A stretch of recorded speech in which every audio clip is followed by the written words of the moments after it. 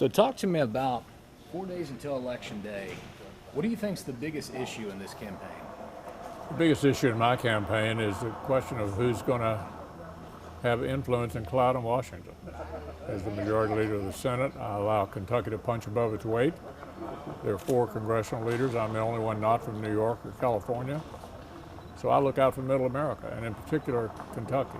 If my opponent were to be selected, her first vote in the new Senate would be to transfer the majority leader's job from Kentucky to New York. How confident are you that the Republicans will keep the Senate? You feel pretty confident about that? We feel good about the election going into Tuesday. I think I'm in a very good position to win. I think we've had a good chance to make our case to the people of Kentucky that I've made a big difference for us. And I'm optimistic the outcome will be a win. This last term, what do you think has been your biggest accomplishment in these last 6 years? I think the CARES Act, the reaction to the coronavirus that brought $13 billion into Kentucky for small businesses, for hospitals, for state government. I think that's been the single biggest accomplishment directly related, not only to the nation, but certainly to Kentucky. You talked about the courts a little bit, and in President Trump's first term, the third one now on the Supreme Court. How important are the courts, and do you have confidence? Do you think that if the Democrats were to take majority to take the White House, that they would pack the courts? I think they will try to pack the courts. Justice Ginsburg a year ago said that 9 was the right number. Everybody knows it'd be highly irresponsible and destabilizing to pack the courts, but I think they would. What we've done over the last 4 years is put smart, young men and women not only on the Supreme Court, 3 new seats, but 53 new circuit court judges, all who believe that the job of a judge is to follow the law. Shouldn't be that complicated, but the Democrats want people on who have an agenda, as if you were running for office. It's the single longest term impact we've had on the country because these are lifetime appointments. You talked about the economy. Obviously, the coronavirus has dealt a pretty big blow to the economy. In addition to stimulus and another term, what do you think needs to be done to get this economy back on track again? We have to have a vaccine as soon as possible. The coronavirus is not aware of the election. It's not going away on its own. We have to kill it. And we are pumping money into getting a vaccine at the earliest possible time.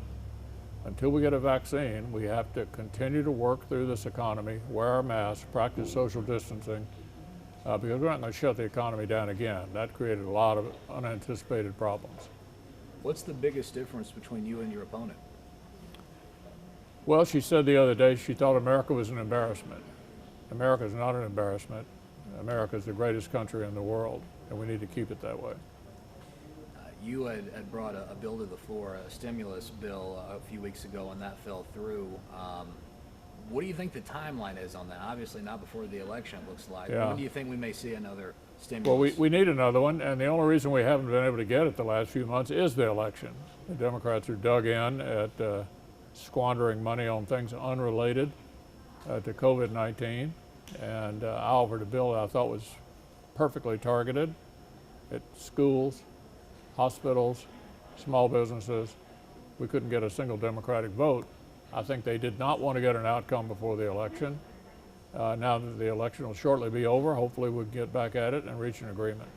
The Democrats have talked about if they were to take over the Senate, gain the White House, that they might do away with the filibuster rule. Is that something that you all would consider? No, of course not. I told Donald Trump several times I'm a fan of his, but I thought he occasionally flirted with that idea. I said it was a bad idea to structurally change the Senate. I'm afraid the Democrats would. Not only that, but admit 2 new states, D.C. and Puerto Rico. That's 4 new Democratic senators. And then packing the courts after that. These are radicals. These are radicals. They need to be defeated. People watching this tonight, maybe some undecided voters out there, what's your final pitch to voters just days before this election? Well, I think my final pitch is what I've said all along. Kentucky is uniquely advantaged by having me as the majority leader of the Senate. The last time that happened was Alvin Barkley back in the 30s. We shouldn't throw away our edge. We shouldn't make it possible for all of the congressional leadership to simply be in New York and California. Any other final thoughts or anything else you'd like to say? No, I think that pretty well covers it. Good deal. Well, thank you Thank for you. your time. I appreciate it. Yep.